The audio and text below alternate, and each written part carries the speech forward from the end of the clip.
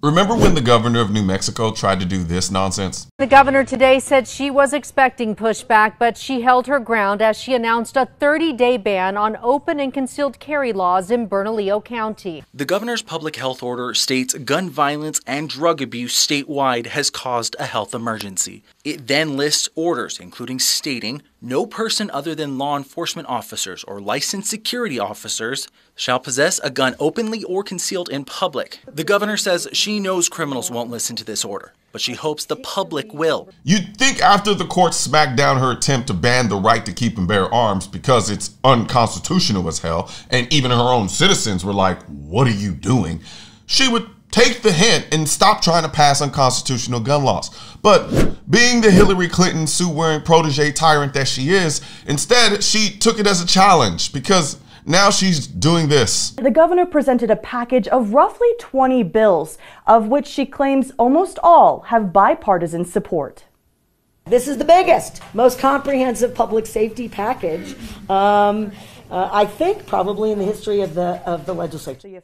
The governor identifying nearly 21 proposed bills and ideas Friday aimed at tackling public safety in New Mexico, which she says largely have bipartisan support. It's the most together we've been on addressing public safety, crime, and gun violence since I've been involved in government, and certainly since I've been the governor. Much of the list sets its sights on gun regulation.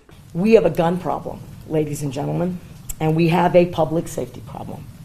We have a responsibility to our children, to families, to communities to solve it, and I believe this package goes a long way to do just that. Notable among them, a push for strict rules on assault weapons, including penalties for having one. That idea sponsored by Representative Andrea Romero. This bill takes a new approach to regulating assault weapons by preventing modifications that the gun manufacturers might try to make to skirt around the law. Romero is also bringing back her bill for a 14-day waiting period for firearm sales. Representative Rena Shapansky is fighting again to raise the legal age to buy guns to 21.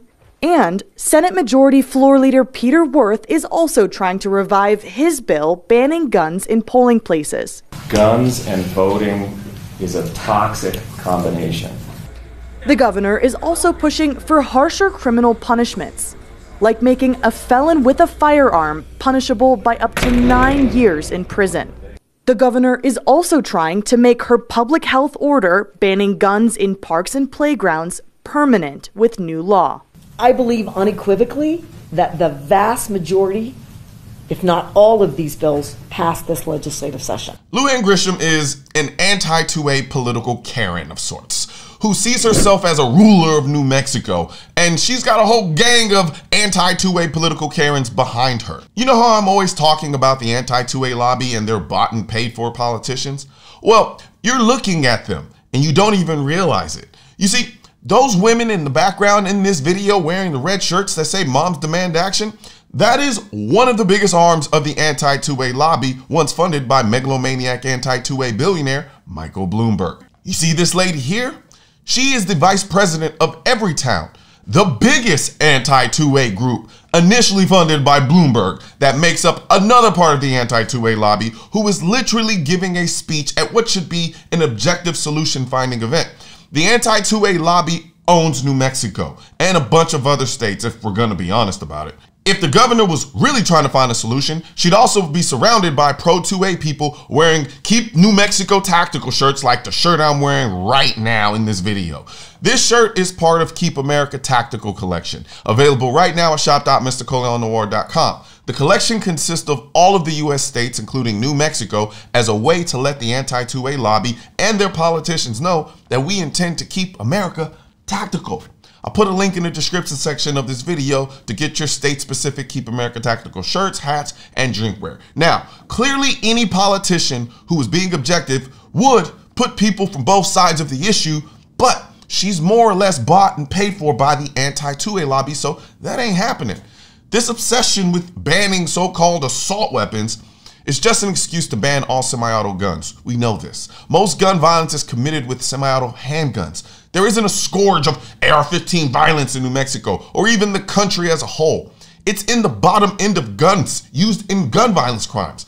But they know once they can get the AR-15s, the handguns will be a lot easier because nothing will change because most gun violence is committed with handguns, and they'll have the perfect excuse to justify banning those as well. That's essentially what she tried to do last year. And a 14-day waiting period to buy a gun is just absurd. Like, you're not even trying to hide the fact that you're just trying to make it as hard as possible for law-abiding citizens to exercise their 2A rights. Criminals don't buy guns legally, so having a 14-day waiting period to buy a gun does nothing to stop the criminal from buying a gun illegally. That's how stupid these waiting period laws are. They literally incentivize buying guns illegally and then punish people who buy guns legally. You'd actually save more lives by increasing the penalty for criminals caught with guns like it does here, while making it even easier for the law-abiding to get guns legally, because then criminals will be less willing to be caught with a gun because the risk of real jail time would be too high. And because now the law-abiding who would have otherwise been victims of these criminals all have legal guns now. But the motive with these laws isn't to empower the people, it's to control them. So she'd never do that because it's much harder to oppress an armed society. And another thing, you see how she was like, oh, when I ban the ability to carry a gun in public, it's only going to be temporary. And it's not a ban. It's a temporary pause so that we can make this community safer. I don't understand why everybody is so mad about it. It's only temporary. And then I did my video where I said, this ain't going to be temporary. What happens after 30 days when nothing changes? She's gonna have to keep extending this order indefinitely. She's gonna say it's temporary now, and then when it comes to an end, she's gonna say we need to reinstate it again and make it permanent. Now look what she's doing. She's now trying to make it permanent. So when I tell you that these people, if you give them an inch, they will take a mile, it's happening right in front of your face. It's right there. She's doing exactly what I said she would do. That's what these anti-2A politicians and the anti-2A lobby do. They try to get an inch from you by trying to shame you, make you feel guilty about the fact that you won't just vote for this common sense gun measure to protect the kids and save lives. And that's all we're asking for. And then you give them that, and the next thing you know, something else comes around. They're asking for it again, but even more so. So miss me with all this notion of, oh, it's just going to be a common sense gun measures. It's not common sense. They want to make it permanent, and they're going to keep going until they get exactly what they want, which is a complete and utter ban of the Second Amendment. Now, don't forget to share this video with as many people as possible so that they can understand and see the deceptive ways of the anti-2A lobby and their politicians. And be sure to like, share, and subscribe, and click the subscribe button. And then click the bell, and then it'll drop down and then show you all. And then click the all button so that you get notified every time I release a new video. And be sure to watch my last video and find out how a bunch of anti-gun states are now getting together and trying to ban the sale of .556 ammo to the public.